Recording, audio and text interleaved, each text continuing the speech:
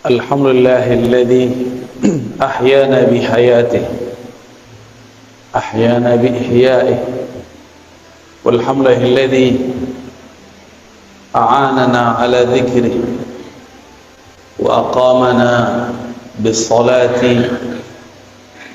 والسلام على حبيبه والحمد لله الذي باسمه يتنور كل القلوب والحمد لله الذي بصفاته يتقرب كل الموجود أشهد أن لا إله إلا الله وأشهد أن محمدا عبده ورسوله اللهم صل وسلم وبارك على حبيبنا سيدنا محمد وعلى آله وأصحابه والمهدي خليفته وسلم اللهم بك أسمحنا وبك أمسينا وبك نحيا وبك نموت وإليك النشور بسم الله الذي لا يضر مع اسمه شيء في الأرض ولا في السماء وهو السميع العليم نعوذ بكلمات الله التامات من شر ما خلق اللهم إنا نسألك العفو والعافية في الدين والدنيا والآخرة ونسألك أن تخرجنا من ظلمات الوهم والجهل إلى المعرفة والعلم آمين يا رب العالمين. Bapak Ibu jemaah subuh yang diberkahi Allah, Nabi selalu mendoakan umatnya yang bangun di subuh hari dengan mengatakan al-barakatu li ummati fi bukuriha, keberkahan bagi umatku yang bangun pada subuhnya, yang segera menghidupkan paginya. Semoga kita termasuk hamba-hambanya Allah, umat-umat Rasulullah yang mendapatkan keberkahan pagi. Cobalah pandang, cobalah lihat sekeliling kita. Siapa yang Allah takdirkan ia bangun subuh hari, Allah berkahi hidupnya, Allah berkahi badannya, Allah berkahi keluarganya. Kecuali yang kemudian hidupnya di luar sunnah Nabi sallallahu alaihi wasallam. Hatta kalaupun itu non muslim, hatta walaupun itu orang-orang yang tidak beriman, jika dia bangun di subuh hari walaupun cuma untuk berolahraga, Allah berkahi tubuhnya dengan kesehatan. Dan jika dilanjutkan, disempurnakan, bangun di subuh hari, bergerak, sujud kepada Allah, dia diberkahi dengan kolbu yang selamat, kolbun salim. Semoga Allah menjadikan kolbu yang hadir pagi ini kolbun yang salim. Amin ya rabbal alamin. Salim, selamat. Salah satu makna selamat adalah al-bara'ah, terbebas. Terbebas dari akidah yang menyimpang.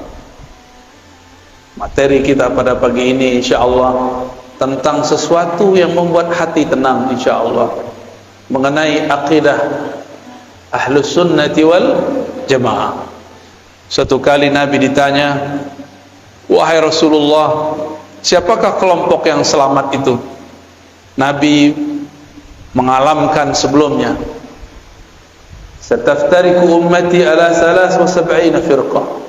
Umatku akan terpecah menjadi 73 golongan. Semuanya masuk neraka, kulluha finnar illa firqah wahidah, kecuali satu kelompok.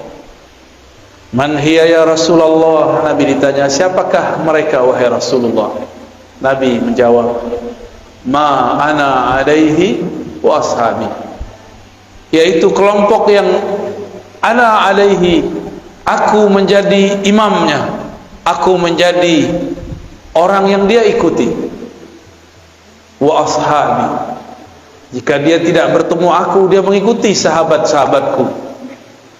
Inilah yang disebut bersanad, berguru. Lalu apakah yang Nabi ajarkan kepada para sahabat? Bertahun-tahun lamanya Nabi hanya diturunkan surat Al-Ikhlas, Qul huwallahu ahad. Sebelum ada perdebatan sifat 20, sebelum ada perdebatan tauhid uluhiyah, rububiyah, asma wa sifat, belum ada semua itu. Nabi diberikan yang sempurna, dan sederhana. Walaupun saya penganjur untuk belajar sifat 20, tapi kalau Bapak Ibu susah memahaminya, saya berikan jalan yang lebih mudah. Mau? Mungkin di beberapa kajian sudah ada yang mengamati. Itulah yang ada dalam Qul Huwallahu Ahad. Suatu kali ada seorang panglima Rasulullah sallallahu alaihi wasallam diperintahkan untuk memimpin perang sekaligus memimpin sholat. Setiap satu rakaat, 2 rakaat, di akhir rakaat dia selalu membaca Qul Huwallahu Ahad. Para sahabat merasa aneh, Rasulullah tidak pernah lakukan itu, kenapa dia lakukan? Ternyata beberapa sahabat Rasulullah sama seperti orang-orang hari ini. Kalau Nabi tidak lakukan bid'ah. Ternyata panglima ini lebih cerdas, tidak hanya strategi, dia juga cerdas secara fikih, cerdas secara rohani. Meskipun dia tidak melihat Rasulullah melakukan ini, menutup setiap rakaat dengan Qul Huwallahu Ahad, tapi dia lakukan. Disinilah kita tahu bahwa tidak semua yang tidak Nabi lakukan itu bid'ah. Pulang dari perang, hadis Sahih Bukhari, Kitabut Tauhid, bab Tauhid dalam Sahih Bukhari. Sahabat pemimpin panglima perang ini dilaporkan kepada Rasulullah oleh pasukannya, berharap ini pasukan si panglima disidang. Biasa ada karakter sampai saat ini ada yang begitu, suka melapor-laporkan orang, suka mengadu-adu orang. Tapi sahabat yang ini bukan ingin mengadu, ingin mengkonfirmasi benarkah yang dilakukan oleh pemimpinnya. Sampai kepada Nabi, Nabi kemudian bertanya kembali, tanyakan kepada panglimamu, kenapa ia membaca Qul Huwallahu Ahad di setiap rakaat. Jangan tanya kepadaku. Walaupun Nabi secara rohani diberitahu oleh Allah, tapi Nabi tidak berhukum dengan hukum yang sir. Nabi tidak berhukum dengan hukum gaib. Nabi tidak berhukum dengan hukum firasat. Nabi tidak berhukum dengan hukum kasyaf. Nabi berhukum dengan hukum zahir. Tanya sahabatmu, panglimamu, kenapa ia menutup setiap rakaat dengan kulhu? Karena orang ini mau cari tahu, maka Nabi SAW langsung berikan dia tugas. Datanglah dia kepada panglima. Wahai tuan panglima, kenapa engkau selesai satu surat di setiap rakaat menutupnya dengan Qul Huwallahu Ahad, padahal Rasulullah tidak pernah mengajarkan? Kira-kira begitu kalau diterjemahkan bebas. Apa jawaban orang ini? Ana uhibbuha, aku menyukainya, mencintai ayat ini, surat ini, lianna fiha sifatullah, karena di dalam ada sifat-sifat dan nama-nama Allah. Heranlah si penanya ini, dan dia bawa jawaban itu kepada Rasulullah sallallahu alaihi. Sederhana jawabnya, bukan karena Rasulullah pernah lakukan, tapi karena di dalamnya ada nama-nama Allah, sifat-sifat Allah. Disampaikan kepada Nabi jawabannya. Apa kata Nabi? Akhbirhu, kabarkan kepada panglimamu, innallaha yuhibbu, Allah cinta kepadanya, karena dia cinta kepada sifat-sifatnya. Merinding sahabat ini. Disampaikan kepada tuan panglima, panglima pun terharu. Maka meresapi membaca Qul Huwallahu Ahad itu cukup. Seandainya Bapak Ibu tidak paham sifat 20, tidak masalah, karena inti sifat 20 adalah menjelaskan surat Al-Ikhlas. Paham Al-Ikhlas, paham sifat 20. Paham sifat 20, paham Al-Ikhlas. Inilah akan jadi oleh-oleh pada pagi ini untuk saudara-saudara yang hadir. Cara meyakini mempercayai Allah secara mudah. semudah kita membacanya dan menghafalnya? Mau ya? Pertama, kul, katakan hai Muhammad, huwa Allah ahad. Udah 3 ya? Huwa Allah ahad. Huwa bahasa Arab artinya dia. Biasanya kata dia disebut sebagai kata ganti ketiga, digunakan pada kalimat kedua. Tapi sekarang, atau pada kata-kata kedua, yaitu kata ganti setelah ada nama yang jelasnya. Ahmad membaca buku, titik, dia mau ujian. Dia ditulis setelah Ahmad. Sekarang dibalik, kul huwa Allah ahad. Katakanlah hai Muhammad, dia dulu, Allah ahad. Apakah Allah salah? Mungkinkah Allah salah? Siapa yang mengatakan Allah salah, dia kafir. Apakah Nabi Muhammad lupa? Yang mengatakan Nabi Muhammad lupa, dia fasik, zindiq, bahkan bisa kafir. Jangan-jangan kita yang tidak mengerti ilmunya. Mengatakan huwa di depan nama yang zahir, berarti huwa pada Allah bukanlah nama ganti, bukanlah kata pengganti. Huwa pada Allah adalah nama. Huwa pada Allah adalah nama. Lebih dulu huwa daripada Allah, sehingga disebutlah huwa ini adalah nama. Nama untuk menghilangkan selain namanya. Oleh karena itu ahli-ahli zikir tidak mempermasalahkan kalau berzikir Allah.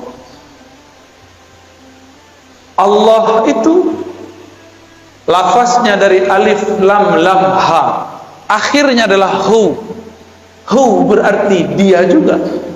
Lalu waw itu untuk apa? Waw ini disebut waw tambahan zaidah. Asalnya waw itu tidak ada, lalu diadakan dalam bahasa Arab, maka menjadi huwa. Sebenarnya boleh dibaca hu Allah. Berat nggak? Bisa ngikuti? Ya. Hu. Apa yang terjadi di situ? Ada nafas yang dibuang, benar nggak? Hu Allah. Imam Abdul Qahir Al-Baghdadi dalam kitab Usuluddin, Imam Ghazali, Imam Al-Baihaqi, mereka sepakat bahwa huwa adalah ismun min asma'i, nama daripada nama-namanya. Namun orang-orang yang tidak mengerti mengatakan, apa itu zikir hu itu nama. Allah mengatakan, qul ud'ullah aw ud'ur rahman ayyaman tad'u falahul asmaul husna. Panggillah Allah, panggillah Rahman, atau dengan mana-mana nama engkau boleh memanggilnya. Jika huwa adalah bagian dari namanya, maka hu boleh dijadikan panggilan. Maka jangan heran Imam Ahlus Sunnah Abul Hasan Asy-Syadzili, siapa namanya? Abul Hasan Asy-Syadzili, salah satu wali kutub di zamannya.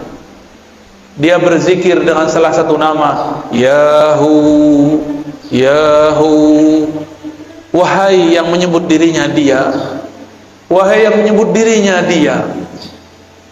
Ternyata di agama sebelumnya, agama Yahudi, mereka tidak boleh menyebut nama Allah, El.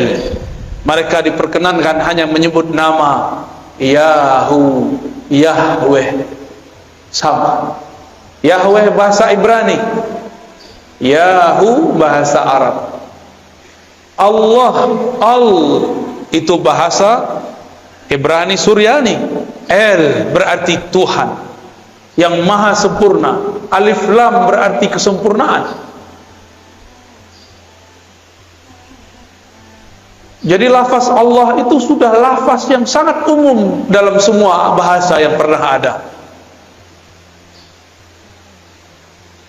Bapak saudara yang makan Allah, itu baru hu. Kalau diteruskan panjang lagi.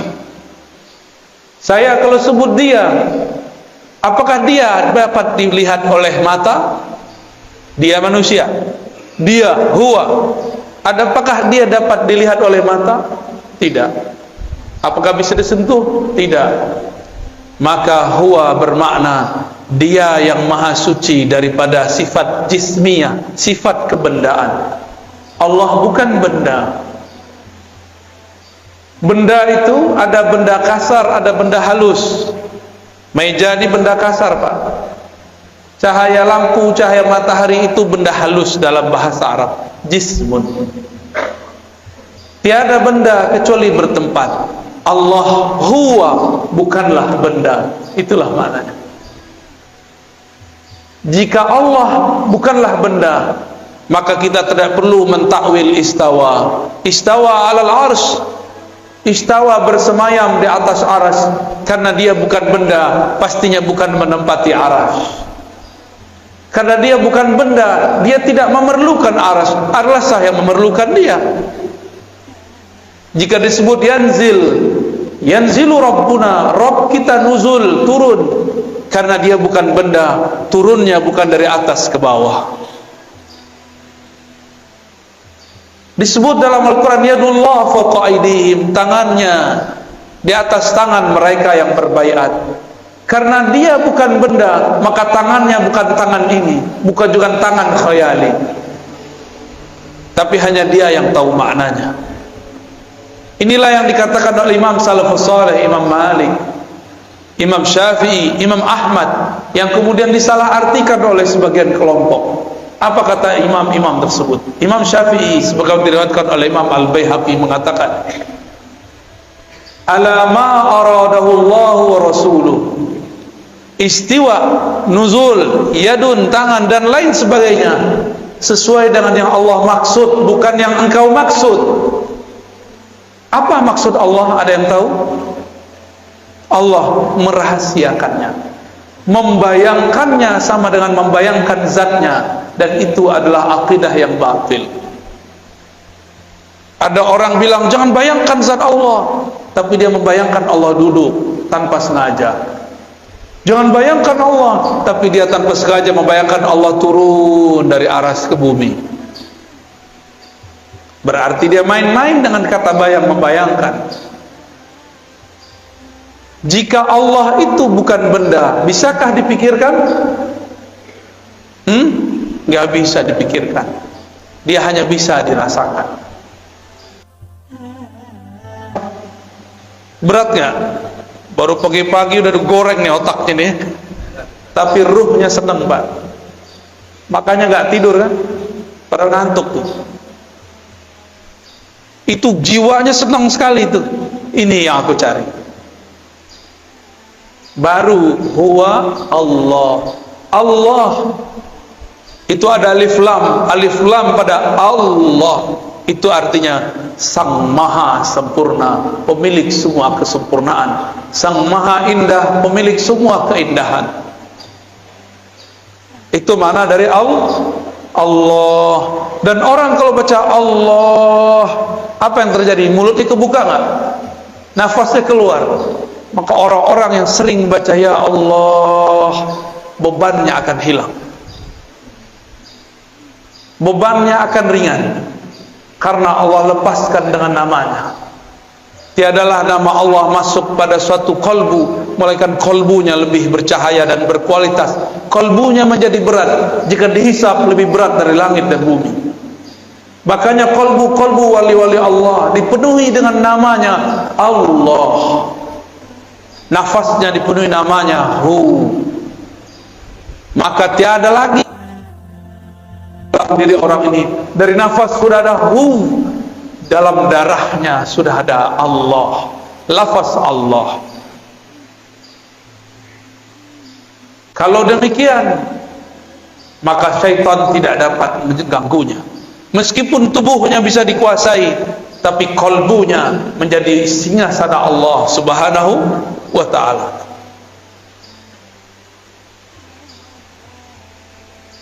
Allah Di dalam surat Luqman dikatakan wala in sa'altahum man khalaqas samawati wal ard la yaqulunna Allah. Jika engkau bertanya kepada orang-orang kafir, orang-orang musyrik, maksudnya musyrik Makkah, siapakah yang menciptakan langit dan bumi?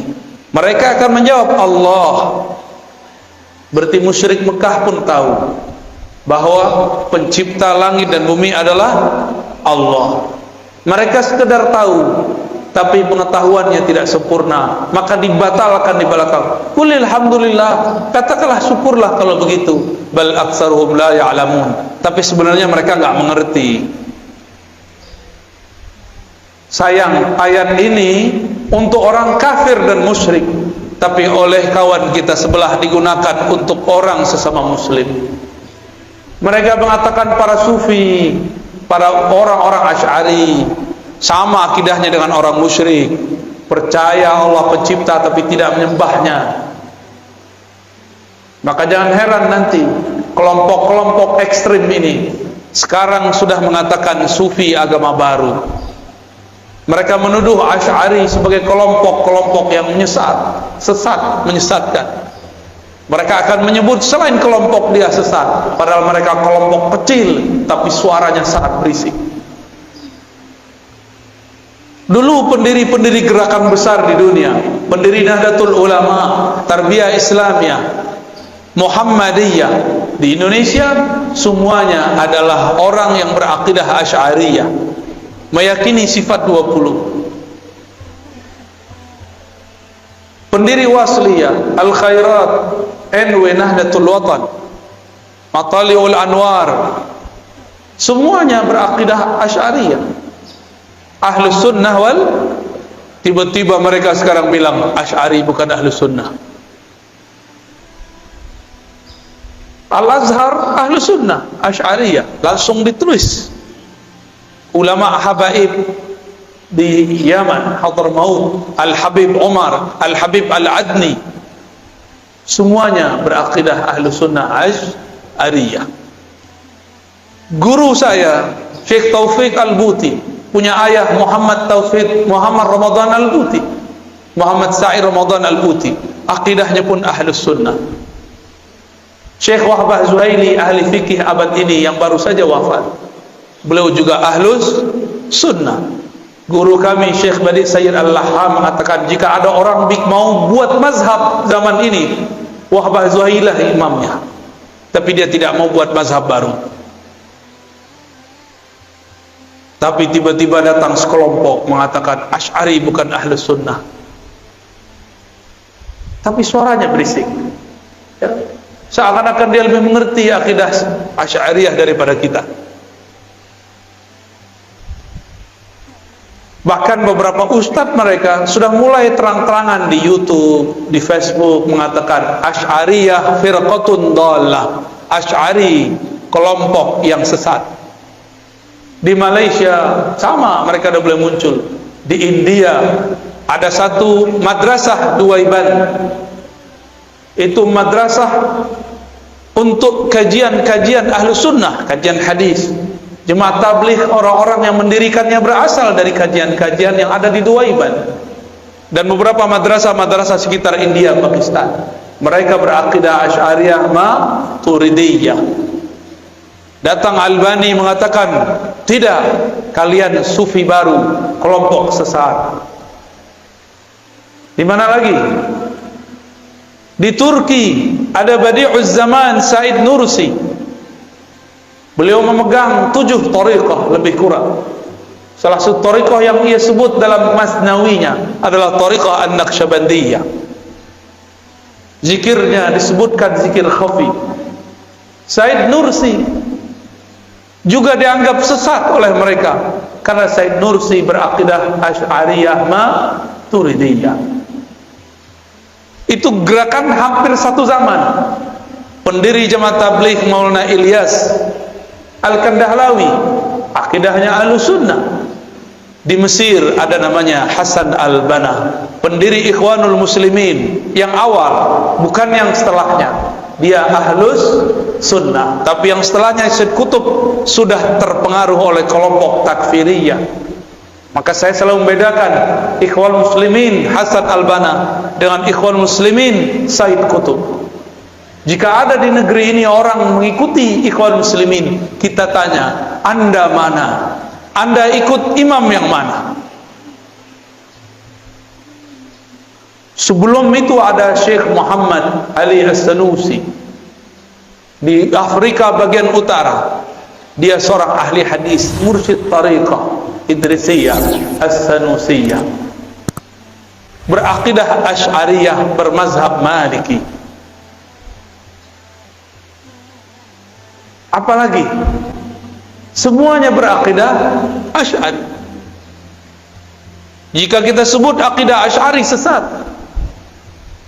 Imam Nawawi yang namanya dicatut hari ini menjadi nama kelompok mereka, akidahnya Asy'ariyah. Siapa lagi? Sebut semua ahli hadis yang kamu tahu, rata-rata dia Asy'ariyah. Jika dia hidup sebelum zaman Asy'ari, akidahnya menjadi dasar Imam Asy'ari. Satu kali ada seorang imam namanya Abu Zar Al-Harawi, pemegang sanad Sahih Bukhari. Dia berguru kepada murid dari muridnya Imam Bukhari. Datang ke Baghdad, bertemu kawannya bernama Imam Ad-Daruqutni. Imam Daruqutni ini kemudian bawa Abu Zar Al-Harawi, penghafal Sahih Bukhari, untuk bertemu seorang syekh di suatu masjid di tengah kota. Dan kemudian dia takjub, ini imam luar biasa. Ketika keluar, Imam Daruqutni ngasih tahu, tahukah kamu wahai Abu Zar ahli hadis, bahwa yang tadi ngajar itu adalah Al-Baqillani. Siapa Baqillani? Imam Baqillani adalah murid dari muridnya Imam Asy'ari. Baqillani berguru kepada Imam Abul Hasan Al-Bahili. Imam Al-Bahili murid langsung Asy'ari. Abu Zar Al-Harawi kemudian mengatakan kepada Rukunni, izinkan aku ngaji, duduk menjadi murid Al-Baqillani. Maka bertemulah mereka esok hari. Daruqutni memuji Baqillani. Apa kata Daruqutni? Inilah imam penghancur bid'ah, penegak sunnah, ahlus sunnah yang hakiki. Jadi dulu ulama ahli hadis jika menyebut pemberantas bid'ah, ahlus sunnah, yang dimaksud adalah imam-imam Asy'ariyah. Tapi mereka sekarang putar sejarahnya. Akhirnya Abu Zar Al-Harawi, pemegang Sahih Bukhari, selesai ngaji, karena dia ulama, tidak sampai 6 bulan sudah hafal semua yang dikalamkan Baqillani. Dan dia pun berangkat ke Mekah. Sampai di Mekah, tiadalah Baqillani punya murid ini namanya Abu Zar Al-Harawi. Ia duduk di satu tempat, melainkan Abu Zar Al-Harawi ini dikerubungi oleh semut-semut penuntut ilmu. Karena Abu Zar Al-Harawi adalah manisan yang sangat manis, ilmunya sangat lengkap. Belajarlah banyak orang kepada beliau, belajar Sahih Bukhari plus akidah Imam Asy'ari. Inilah perkembangan nyata, sejarah nyata dalam umat Islam, bahwa Sahih Bukhari diajarkan bersamaan dengan akidah Asy'ariyah. Tapi mereka sekarang juga mengajarkan sunnah, tapi sunnahnya bertentangan dengan akidah pemegang sanad Sahih Al-Bukhari. Walhasil murid-murid Abu Zar, karena dia tinggal beberapa waktu di Mekah, muridnya menyebar ke timur, ke barat, ke utara, ke selatan. Menyebarlah sampai sekarang bertemu salinannya di Maroko, tempat UAS dulu pernah kuliah. Bertemu salinannya, salinan Sahih Bukhari, dan penjelasan-penjelasannya, bahwa Abu Zar Al-Harawi ilmunya sampai dibawa ke Maroko. Zaman itu belum ada bus, belum ada mobil, belum ada pesawat, tapi ilmunya dari Mekah dibawa orang ke ujung Afrika bagian barat. Luar biasa. Maka kelompok-kelompok ekstrim Mujassimah yang menjisimkan Allah, menuduh Abu Dzar dengan kata laknat, laknatullah ala Abi Dzar. Jadi dari dulu ahli hadis yang ahlu sunnah sudah disesat-sesatkan, seperti mereka juga menyesatkan kita hari ini. Jadi jangan heran kalau mereka mengatakan laknatullah alaika ya Razi. Wajar, saya sekarang mengajarkan Sahih Bukhari sekalian mengajarkan akidah Imam Asy'ari. Mereka khawatir gelombang Abu Dzar Al-Harawi terjadi kembali. Gimana Bapak Ibu? Takut? Mau dihidupkan lagi? Hidupkan lagi. Di sini saya yakin ada ulama-ulama yang ahlullah, yang mereka bisa membaca kitab-kitab Allah dengan hati yang tenang, pikiran yang tajam. Bergurulah kepada mereka. Itu baru kul huwallah. Sekarang kita pindah ke ahad. Ahad. Apa makna ahad? Esa, tunggal. Bukan satu. Satu itu masih bisa dibilang. Tunggal tiada duanya. Esa tiada keduanya. Kalau satu masih ada dua. Ini perbedaan angka satu dengan esa. Wahid dengan ahad berbeda. Ahad itu adalah kesendirian Allah dengan zatnya. Bisa diulangi. Ahad itu kesendirian Allah dengan zatnya. Tiada bersamanya kecuali Dia semata-mata. Tiada insan, tiada ar-razi, tiada masjid ini, tiada kecuali hanya Dia. Maka disebutlah ahad itu namanya yang qadim. Nama apa? Qadim adalah masa sebelum adanya suatu masa azali. Alam kita sekarang disebut dengan alam nyata, alam ciptaan, masa ciptaan. Ini dia. Sebelum alam ini ada namanya azali. Sebelum azali ada namanya qadim. Jadi tahu beda qadim dengan azali? Karena beberapa ustadz di pesantren pun bingung apa beda qadim dan azali.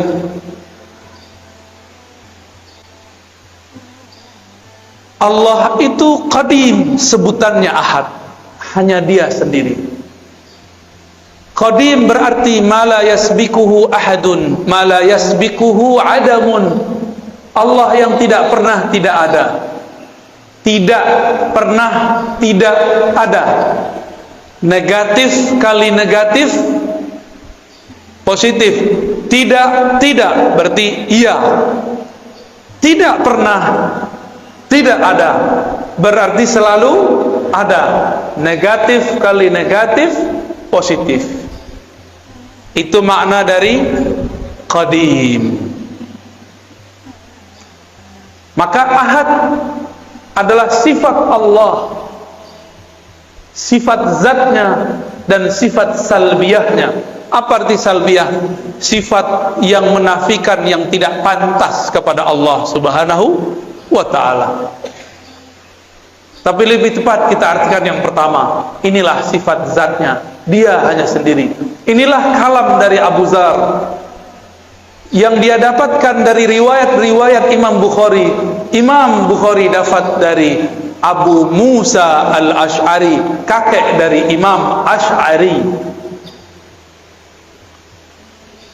Abu Musa al-Asy'ari radhiyallahu anhu bertanya, "Wahai Rasulullah, kaifa kana Rabbuna?" Bagaimanakah sebenarnya hakikat Tuhan kita? Jadi memang wajar Imam Asy'ari kemudian jadi imam ahli akidah karena kakeknya dulu bertanya akidah. Jadi genetik DNA itu memang suatu hal yang sangat normal. Jangan-jangan Bapak Ibu ini jadi orang soleh sekarang karena doa orang terdahulu. Jangan sok soleh dulu.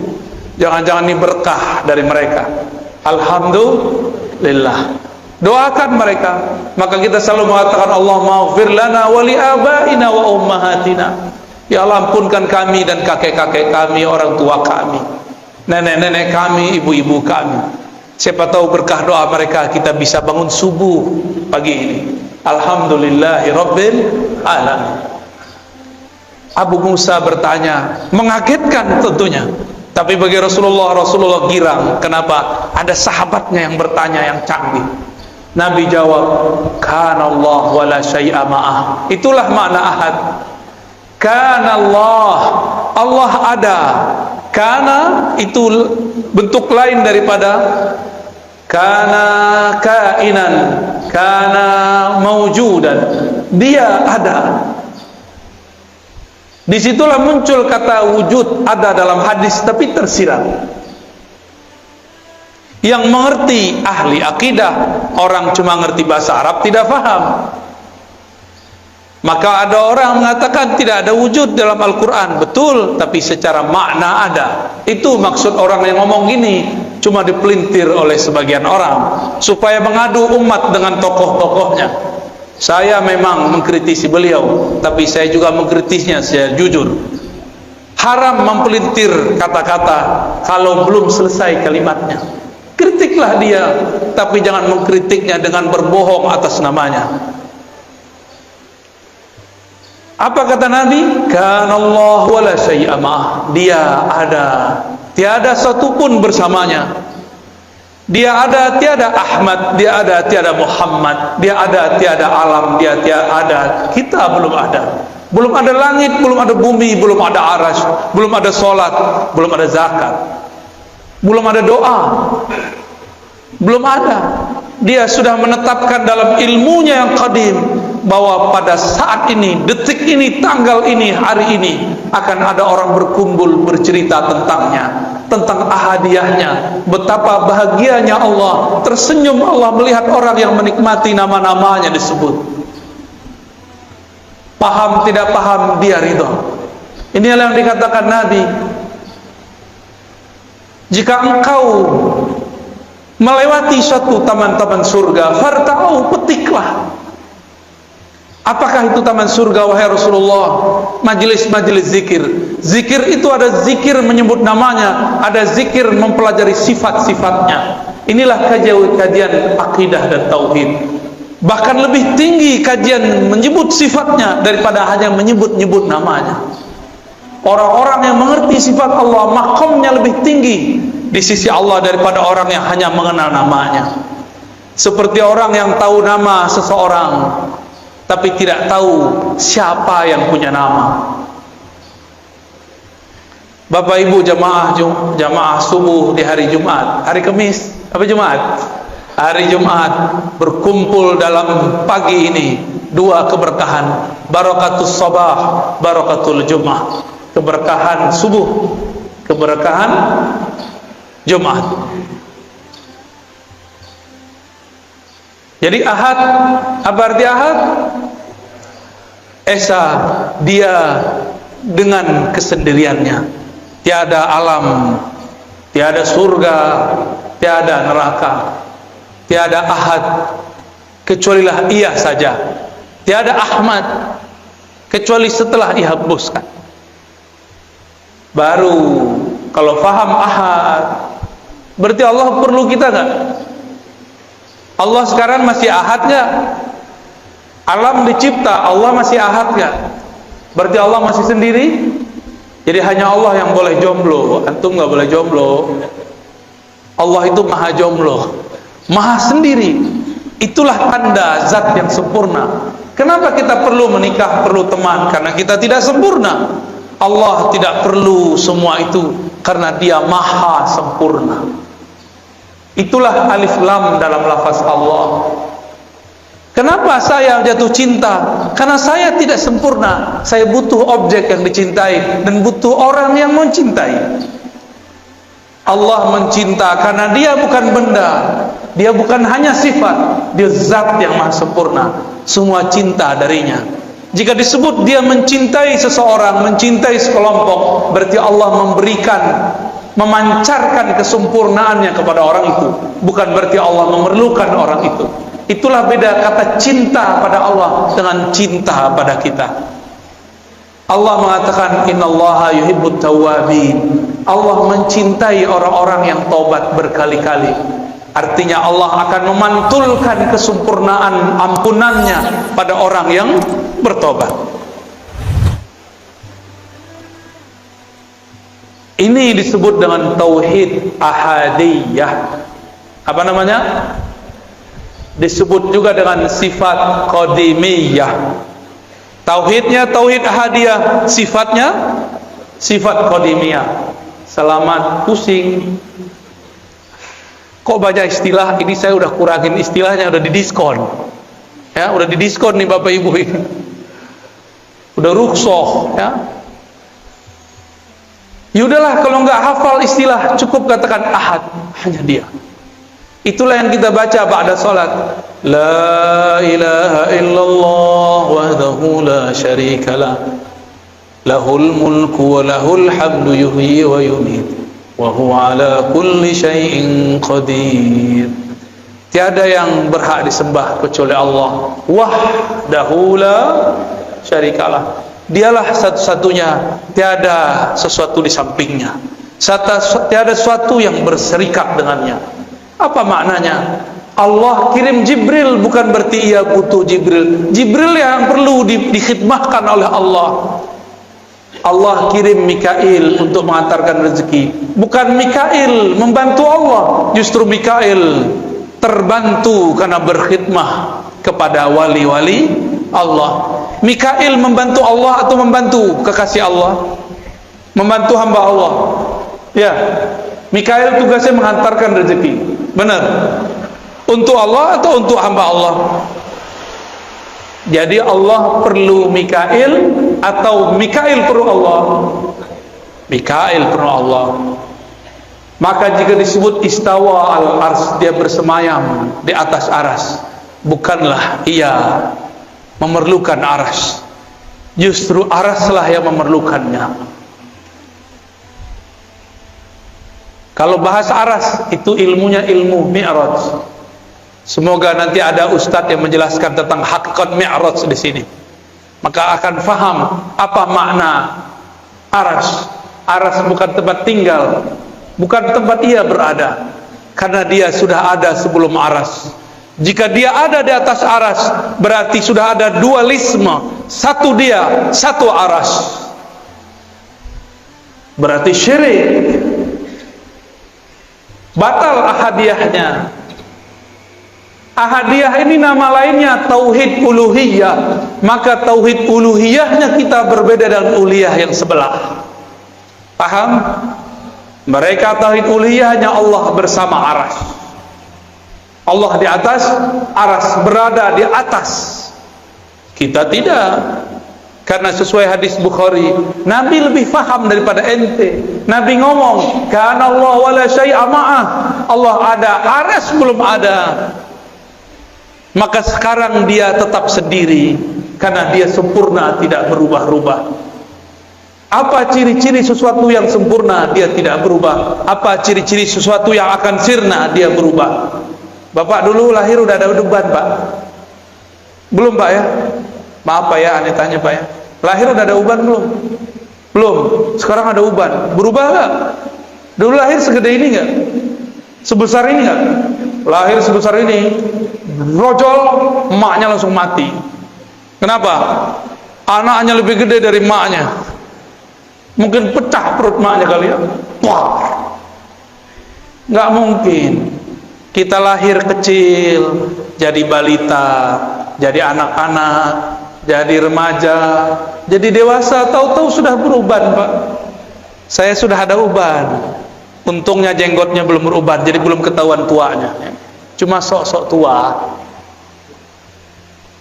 Lihat Pak perubahannya, bercermin sesekali. Ya Allah, aku dulu masih main kejar-kejaran sama temanku. Dulu masih berenang di kali, masih guling-guling di pasir, masih merengek kepada mak bapakku. Sekarang bukan aku yang merengek, anakku merengek, cucuku merengek. Aku sudah berubah ya Allah. Perubahan apa lagi ya Allah? Kalau sudah tua apa lagi? Dijemput nyawanya. Sudah siap belum? Tapi kalau sudah kenal ahad harusnya siap.